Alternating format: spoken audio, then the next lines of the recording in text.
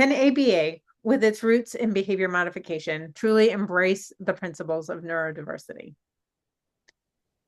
Welcome back to Action Insights. I'm Amelia Delphonse, and I'm Nikki Dione. we are here today to talk about the neurodiversity movement and how that impacts the field of ABA, and trying to look at how, as a field, we can embrace the neurodiversity movement and what that even means. Mhm. Yeah, and we invite you as we kind of talk through today, um, is to be aware of our own experiences if we work in the field of ABA, working with individuals who may kind of fall under the umbrella of neurodiversity, which we'll talk about in just a few minutes, and how our own experiences or education or training maybe have led us in one direction. And, I invite you to think about how we might start to consider feedback and viewpoints of others, regardless if they are in the field or not, and to integrate those things into our own work. We feel like this is a really important topic because, for both BCBAs and mental health professionals, again, looking at the intersection of both and trying to bridge that gap, because it's important to listen to the voices of the people that we provide services to. And within the neurodiversity movement and the neurodiversity advocacy, there are a lot of autistic voices that have had experiences with behavior analytics or ABA services and are speaking out about ways that this services maybe were not the best fit or caused harm for them. And I think it's important for us to listen to those voices and see how we can integrate change into the work that we're doing to support all people who are coming through our doors for services. Such an important point. And I was first brought into this whole idea years ago when I first started posting things online about ABA and trying to just start the my online presence, my online business.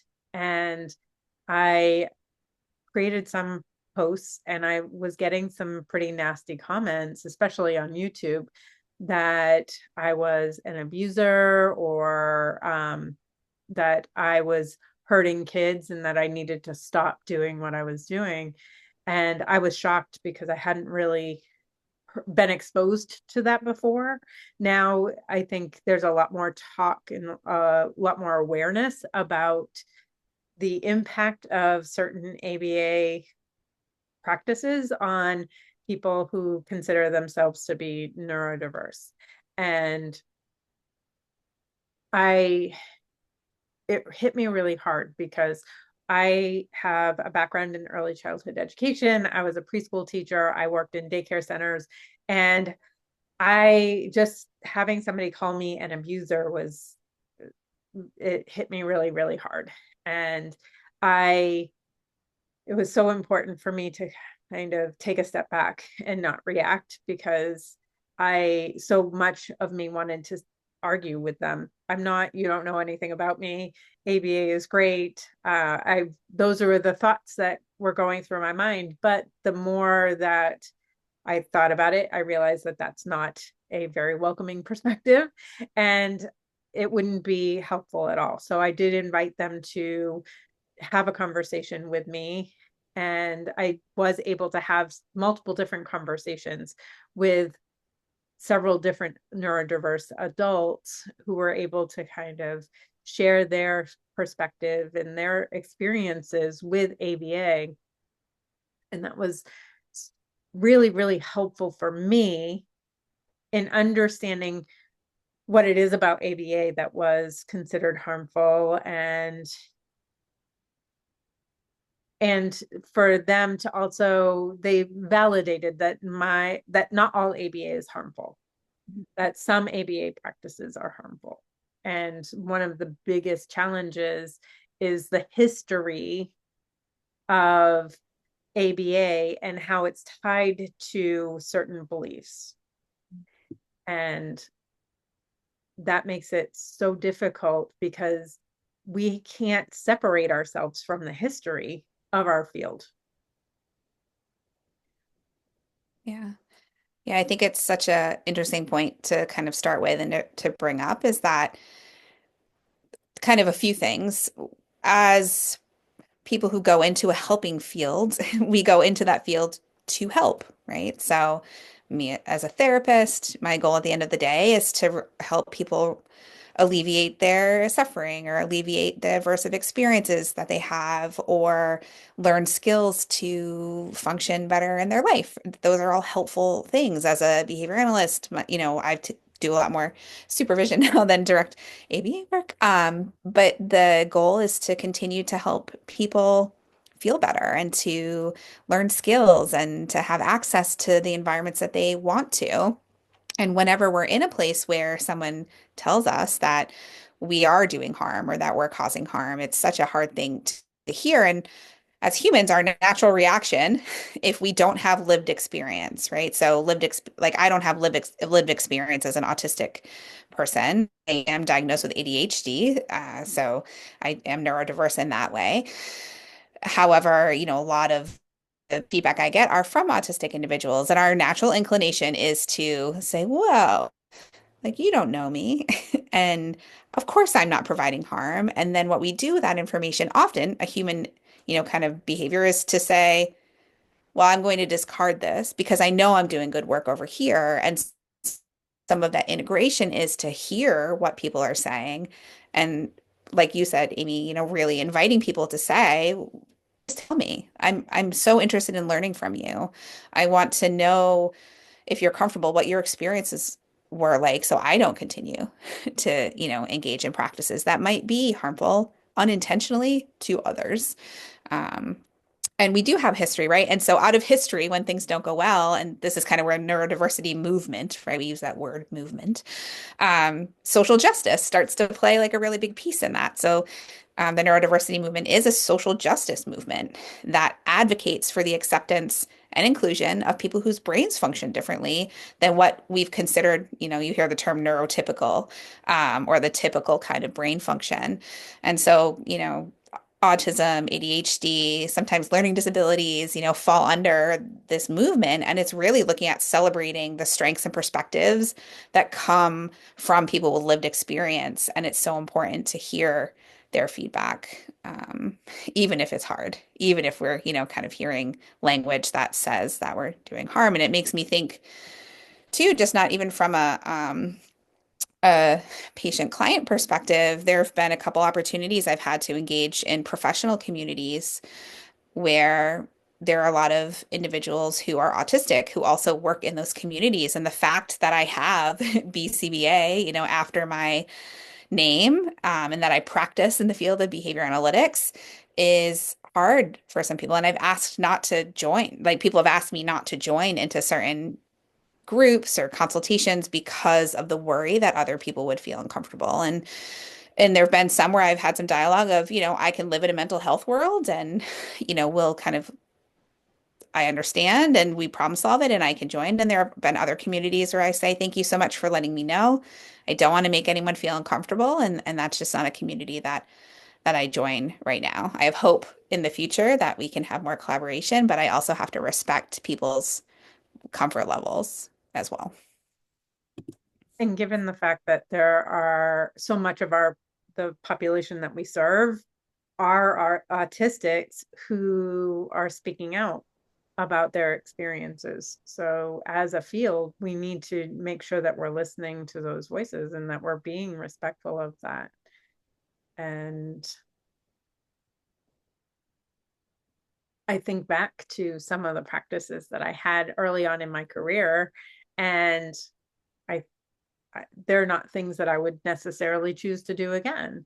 I could approach a lot of the different situations that I had with clients in a different way, a more compassionate way, better understanding the autistic perspective and their experiences. And I think that's important to recognize and acknowledge. But the reality is that as we know better, we do better. And that's the reality of our field. As we've grown, as society has changed, I think our field is evolving and that's important. And like we said, we can't separate ourselves from the history. And I don't know that people who are practicing today need necessarily are supportive of the history behind some of the things that have happened in our field, and to make that assumption that we all are diehard um, believers in and supporters of the things that have happened. Um, I think that there are a lot of really compassionate people out there in the field trying to practice ABA, trying to help those people who need it. And I think there are a lot of assumptions that are made that make that difficult. And the field doesn't, in general, that some of the things that are happening in the field are working against that movement. The fact that there's such a big prevalence of fraud, and there's overuse of services, and there are people out there saying all autistics need ABA, and I think all of those things kind of work against us in our efforts to valid provide valid services that are actually beneficial and neurodiversity affirming. Right. Yeah, and I think,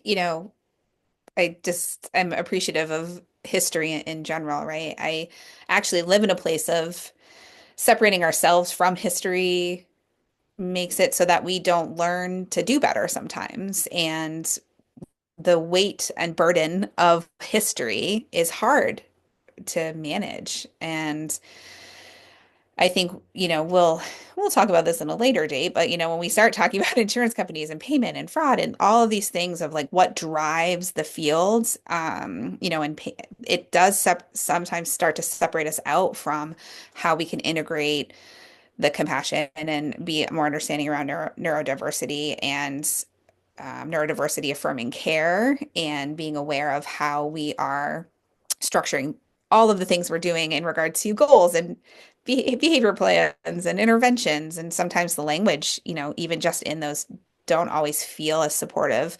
And I've had a lot of autistics mention that when they've gotten services before, that they haven't felt like they were seen as a whole person, that they felt like it was only their autism, quote unquote autism, that was, what was being worked on. And I think, I have two thoughts, kind of a history, and then also for what I just said is that all science fields have dark parts of their history. So if you read into medical experience in the medical experiment, sorry, in the medical field, some of the stuff that they used to do is horrible to people, right? And this is where like informed consent and like client rights and do no harm really kind of get highlighted because of that history of harm. Same thing in the field of psychology. Sometimes if you read back to the, beginning of psychology, there's a lot of things that we would never think about doing now.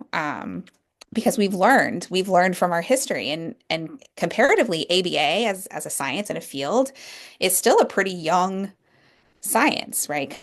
Compared to others. Like if you think the medical field, like we can see documents and things going back all the way to significantly longer before than I was born. So, and so how do we learn from our history to do better is such an important, piece. And then also thinking about, I was listening to something, I can't think of it right now, but really thinking about not the term of like not pathologizing autism, right? So not seeing like autism as a disability and something that we have to treat, like treating autism. That when you look at a lot of medical language and medical model and things outside of like neuroaffirming care, there's a lot of language that looks like we are trying to treat autism.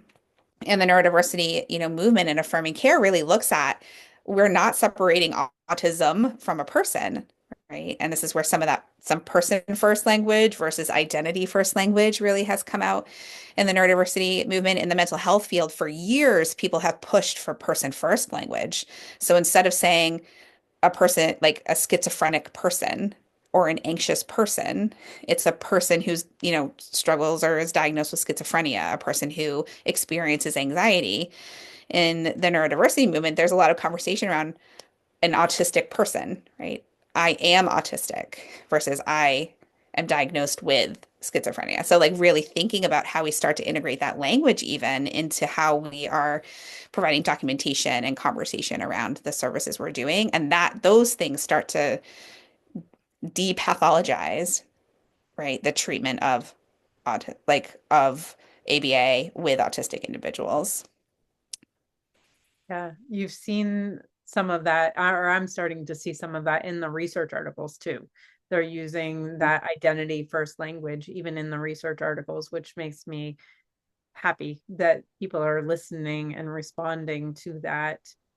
I do think that there's a difference. There's a distinct difference in lots of aspects of the field of ABA. There's the research component where they're looking at how do you how do you address specific behaviors, or how do you certain interventions actually work or don't work, or what conditions need to happen to provide effective treatment for certain conditions. And then there's the application of all of that research. And we'll talk about this, I think, in a future episode about the medical model, but you can't separate the medical model from the neurodiversity affirming um, movement, because that the medical model is so almost against the movement, because we in some ways we have to use that language. We have to, in order to get payment, create some sort of pathology that we're addressing, and kind of recognize that while there's problem behaviors, there are challenges that this person is experiencing, and we have to highlight those in order for the insurance company to pay for that. But what we're actually really focusing on is supporting the individual and reaching their goals. So we have to, as practitioners, kind of balance those two pieces. It's a good point because I think I'm still in this place. So I've worked in the mental health field for like 18 plus years. And I constantly have to identify that my brain, because of the way I'm trained and the way I've worked for years, kind of leans into a medical model because of those things, right? We have to document like where people, and I don't love these words, but like deficits, right? Or like where there's like absence of skills, or, how are we highlighting the things that aren't going well? And that is very much in the medical model. And you're right, we can't separate it from what we're talking about today because it's in direct opposition of the neurodiversity movement and neurodiversity affirming care. And as ABA practitioners, and even as a mental health practitioner for me, sometimes it's hard to think about how do I meet both needs? Because if a client is coming in for service, we want their service to be covered, right? We want them to have access to service. And if people are paying out of pocket for ABA services, it's cost prohibitive for many people who come into services. And understanding that we, have to right now, and hopefully with all the advocacy movements that will start to impact how insurance reimburses and bills and what information they're looking for. But right now, to sit down and write a very deficit-based, paperwork and notes and all of these things so we can get coverage, but then have these conversations with clients and their families that are more strengths-based or around like the social model of treatment, of, helping people meet their own goals and really kind of focusing and highlighting on the areas where they do well is such a dichotomy. And it's hard to balance those things as a practitioner. It's also important to be aware of those, right? Those two places, because if we're only living in a medical model, the likelihood that we will maybe unintentionally or inadvertently do harm is there. It's important to recognize that. Um, and a lot of the clients that I talk to now are adults, right? And their experience was years when they were younger in ABA services. And I have a lot of adults who come to me who have children who are autistic and are very, struggle with the idea of behavioral interventions because of their experience. And it's a lot of conversations and education around how ABA, can look different and, how do we find the right provider? And if people don't want ABA services, then again, I can live in both places with mental health, but that's okay. Like, thank you for telling me, and let's find some resources that will fit with what you're looking for, but also provide you the support or your family the support that it needs to work on the skill development, that will be helpful kind of in the future and as life continues on. Yeah, I think one of the other pieces of this is that very often when somebody receives an autism diagnosis, a child 2 or 3 years old receives an autism diagnosis, immediately the parents are referred to ABA services, regardless of what the needs are of that client. And I think that that's kind of a really big problem. My Actually, my grandson was diagnosed as autistic when he was just under 3. And so my stepdaughter was texting me, asking me about ABA. They live in New Hampshire. I'm in Florida. And obviously I can't provide any type of recommendations for her. And I was very careful to make sure that she understood that was clear.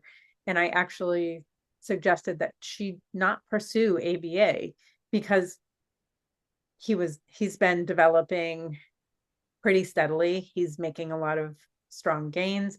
I said, as long as he's continuing to make those gains, that you're working on communication, you're working with the speech pathologist, you're working with the occupational therapist, unless there's a clear need for ABA, which there doesn't seem to be, then I don't think that he needs ABA. You utilize a service when the need becomes apparent and when there are specific goals for you to work towards. He's already working on the communication and the motor skills through speech and occupational therapy. He doesn't need also ABA. So I think I also encouraged her to learn as much as she could about some of the effective strategies. But I don't think that everyone who receives an autism diagnosis necessarily needs ABA. And I think that that's a big problem that's happening. Yeah. I think I think it's such a good point to bring up too that you said that, and my brain is like going "Ooh," all the things, right? You start to integrate, oh, that makes so much sense. And here's like a story that kind of pops up, that aligns with that not regardless of why you might be seeking help, right? So I say the same thing for therapy. Just because somebody is struggling with anxiety doesn't mean talk therapy is the right resource for them. It's a resource. Talk therapy works for a lot of people, and it is not the service that every single person who experiences anxiety needs to have. And it applies to ABA too, right? That because an autistic person is looking for services or a parent of an autistic child is looking for services, ABA may be the best fit. And it also may not be the best fit. And what are the other resources and services that maybe in your case, like are already meeting the needs? And it makes me think about, I have an older client that I worked with who had been doing ABA services and been really successful and had met all of their goals and were still doing ABA services. And they had been looking for other resources for a long time. The client, was able to engage and communicate, had very few communication challenges, had gotten services, right? Like all through early childhood. And they came to me through mental health and, kind of working with the family around also thinking about ABA worked. And my client is autistic, and that does not mean they need ABA as a lifelong service either. And so really kind of on that end, also doing the same thing of like read up on it, like really have conversations about your goals, have conversations about the progress that you have made. But there's no benefit to the service anymore if the client and the parent feel like it's okay to also look at other resources for families too, and that's listening to voices, right? So unfortunately in this case the client and the parent had been saying like we don't think we need this anymore, and the place they were going were like sure you do. But there wasn't, I don't like the communication piece and the working around it and understanding on both ends just needed a little bit more, kind of communication and work together to understand that, oh, okay, like you have met all of your goals and you can get benefit from other services. And as soon as those services ended, it was like the my client was like, "Oh my gosh, like somebody listened to what I needed." Right? And this is a young person who's not who's not in charge of themselves yet. And I feel so much better. And they were able to see all the progress they had made once their needs had been met in a way that was more affirming instead of being in a place of like, why do I have to go? Why do I have to go? Why do I have to go? And so I think it just highlights again, like how are we integrating voice and choice into, what we're providing, and how are we listening to the needs of the people that we're supporting? That's a very good point. Um, I'm I love the idea of integrating Ascent into services and really listening and actually really listening to our kids and their families about what they need from services and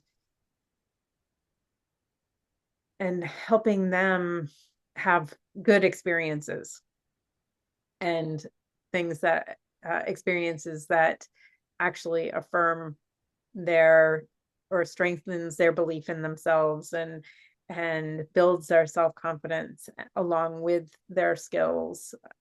I also think that there's a piece that we need to consider. I think so when I bring in a family into services, from the very beginning, I start talking about discharge because I really think that it's important that everybody knows this is not a lifelong service.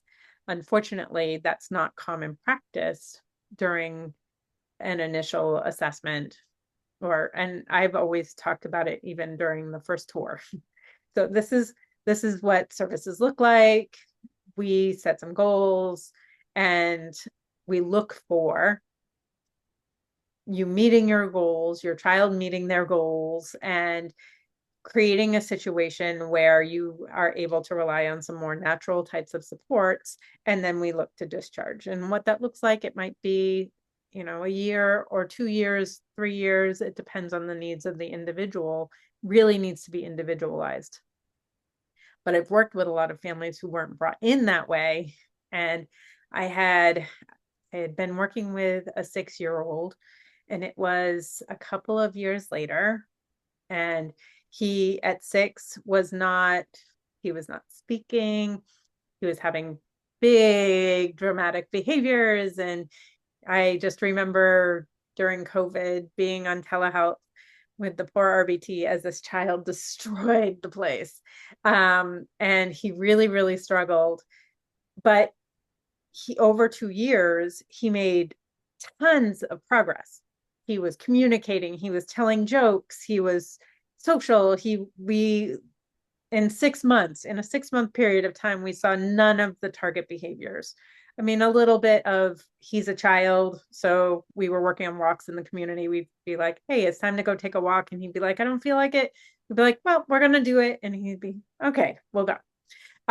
So I mean, that's normal type of kid behavior, and that's completely okay. And I was having a conversation with his mom about discharge, and I had been having it multiple times during every reassessment, during a whole lot of parent training sessions. We talked about discharge and what that would look like and why it was so important for him to not be tied to services.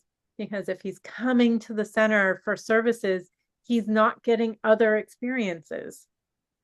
And she was really, really resistant to that idea. So when families are so accustomed to having that level of support, you were talking about your experience where the client was like, hey, I'm done, I'm good. And in my case, the opposite was true.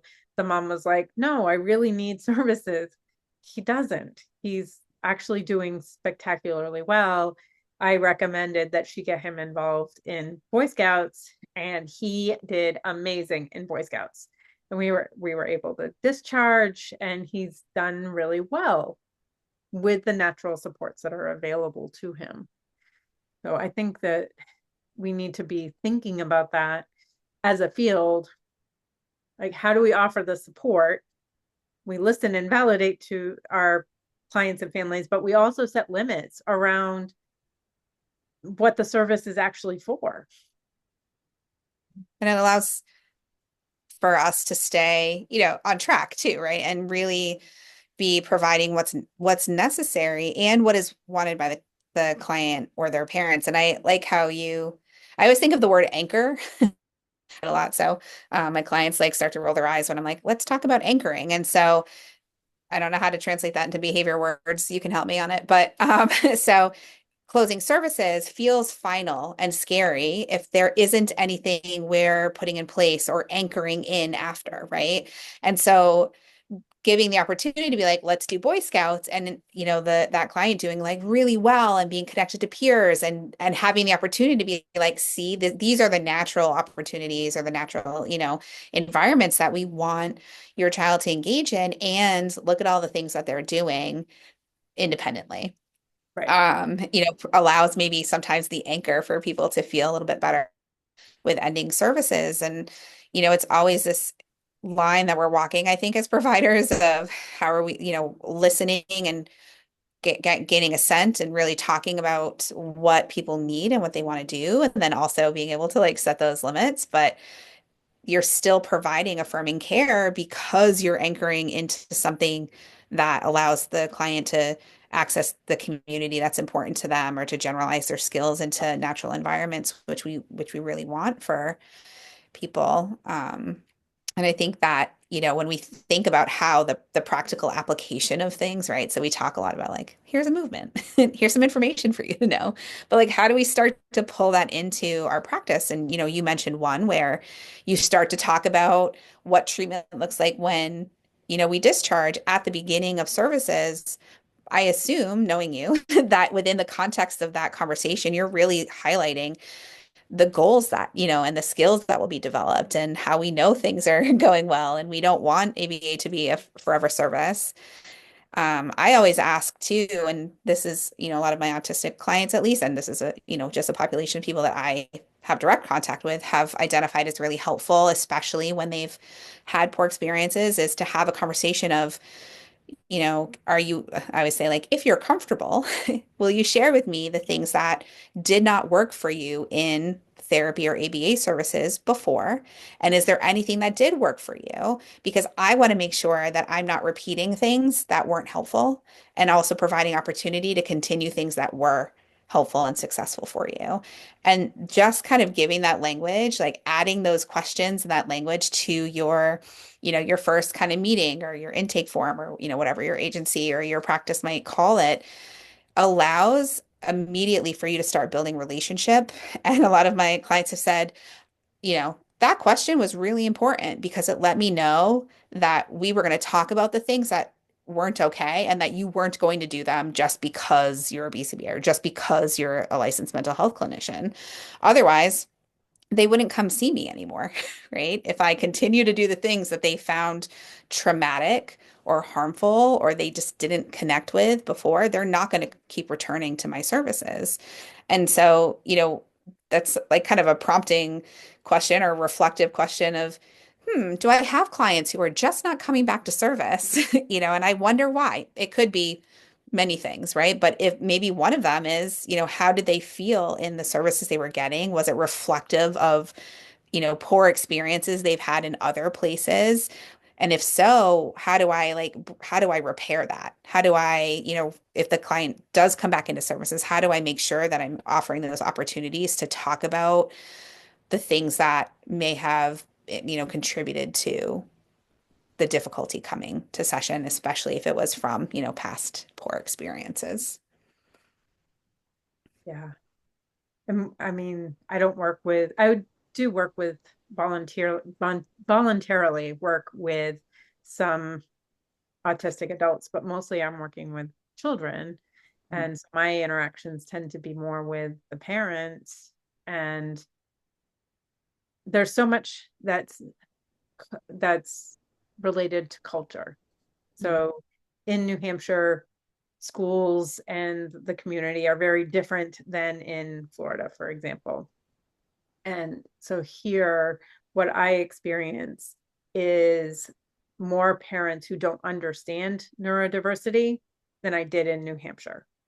In New Hampshire, there were a lot more parents who were kind of fighting for their child's rights and really pushing for people to understand their child and their perspective. And here I see parents taking on more of they see it more as a pathology than they did in New Hampshire. And I think a lot of that has to do with just the culture that's here because the school systems segregate autistic children. I know it makes me Sorry. I just I made a think, face for those of you who can't see me. I'm like, why? oh, it can't work with the schools here. So that child that I was telling you, I was in the process of trying to convince mom that discharge was what he needed when the school is telling them that he's in an autism classroom and he has all of these needs. Well, he doesn't if you get him around other peers who can serve as models for him. He's actually very adept at learning from peer models and would excel in a regular education classroom, but they keep him in an autism classroom. And they do that for financial reasons because they are able to not offer one-on-one support. And it's a whole other episode, I think. But it really changes the parents' perspectives and how I have to address and talk to the parents so that I end up advocating for the child and their perspective and their needs. And whereas in New Hampshire, I felt like it was a little bit more of a team effort. Mhm. Yeah, I do feel like the experience here, I'm more likely to come across parents of autistic children or autistic, parents of autistic teens who are really good advocates for their child and are able to kind of go in and have people on their team, so regardless of like which collateral, service we're working with, I'm more often when talking about, services, especially mental health, but even ABA services, the conversations I have are, we're workshopping, we're really talking about needs, there's a lot of, not always, but there's a lot of opportunity for parents or, if the client is old enough to say, this is what I want, and this is why it's important, or to have more choice and voice in the services that they're getting. I have one school I work with that's amazing. And, they do all choice-based, like really building autonomy and independence and flexibility, but it's all really based on choice. And the amount of progress that, this client in particular has made with behavioral services is amazing. And it will be short term, and it's all based off of what, the client is asking for. And I think it's a good point to bring up because those of you who are listening maybe aren't even in New Hampshire and Florida, and you have different experiences of the systems that you're working within. And if you have clients who are coming in and they're telling you, here's my experience, right? Or you see potential, um, I'm using the term harm, but like if somebody's is in a classroom that they don't need to be in, but are in because of their diagnosis of autism, is pathologizing autism, right? That is continuing to live in a deficit-based place. And what do we do within those systems? And this is where the neurodiversity kind of movement really is pushing, right? So, like, how insurance based systems, how are we changing education systems, how are we changing ABA services, right? Like really thinking about it so that we are, and again, I just live in this place of like considering the whole human, right? It's like whole healthcare. So if I'm an autistic person who would like to work on communication, how are we doing that in a way that really supports that individual's need and autonomy so they feel positive in service and they're getting the things that they need? I think that that's huge. And I mean, easier said than done. So when, Yeah. especially when you're working with clients who, when you work with clients who can speak and communicate what they want, that's Mhm. great. I mean, I worked with a 13-year-old years ago, and one of my first questions at the beginning of every session was, what do you want to work on today? And he knew that we had specific goals in the treatment plan, and but I would give him a choice of which goals he wanted to work on. We don't have to work on all of it. What is it you're feeling like we should be working on today? Because he was able to communicate with me about his choice, that makes it a lot easier. But when children don't have the language to be able to express that, especially those who are having some severe behavior challenges, then we're left in a much more difficult situation. So I worked with a 6 year old. Well, I worked with him for many years. I knew him from the time he was 3 to the time he was 9. So I've known him for a very long time. And he, especially as he got older, was very clearly not assenting to services. But he was a, I don't want to say, but he was really harmful to his parents and their household without services. Mhm. And so, how do we meet the needs of the family with the needs and the desires of the clients? And this is a huge conversation, and I feel like we could just talk about this forever, but we definitely don't need to. So, I'm feeling like that's going to be about it for today. And I think the next episode, we're going to be talking a lot more about the medical model. So, we'll have a lot more stories to share and um, conversations to have about this. Yeah, and we had invited you to kind of consider some, past experiences and information. And sometimes I listen to things and I'm like, but what do I do? Like systems and things are hard and how do we tell? And so, I encourage people to continue reading. There's some really great articles that have been published in the last couple of years in the behavior analytic literature that's looking at how we as ABA providers start to integrate neurodiversity affirming care into ABA practice and services and how we're aware of like what the ABA, I'm sorry, the neurodiversity movement is and how we can consider that in our own kind of day-to-day work. So keep reading. Listen to autistic advocates. There's tons of autism advocacy groups out there. So learning from people who have lived experience is one of the best ways that we can start to understand our own biases, our own missteps and mistakes, take responsibility and ownership for it, and then do different, do better kind of moving forward for the people that we provide service for. Thinking about those small skills that you can start to integrate in around even just shifting your intake form and like what kind of questions are we or how are we setting up services at the beginning can be really helpful. So, there's small things that we can start to do that really help us start to be more affirming in our care. And again, I think I said this at the end of the last episode. I am not assuming that people are not already doing this. And my call to action will always be if this is something that you're listening to and you're like, yeah, I do all those things. And I continue to change and learn, then I believe personal belief to Nikki is that, how are we supporting and educating other people? Because I would find it hard to believe that if you are practicing in this way, that you have not come across other ABA services providers, other services that are not integrating neurodiversity affirming care into their practice. And so, how do we start to disseminate this? And we start to kind of broaden this because it's a social justice movement, right? It's not something that lives in isolation. So social justice is a constant kind of what am I doing for myself, what am I doing for others, and how am I expanding that into the communities that I work in so everybody is engaged in practice. I think that that's a great message and really important steps for everybody to take. Yeah. So thanks for joining us for our second episode.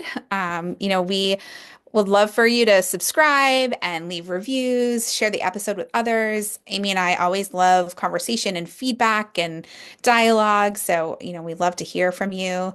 Um, and again, just keep doing the good work and, listen to the people that we're providing services to as much as we can, because I think that that is probably the best way that we can continue to grow as practitioners and really meet the needs. Yeah. See you in the next episode.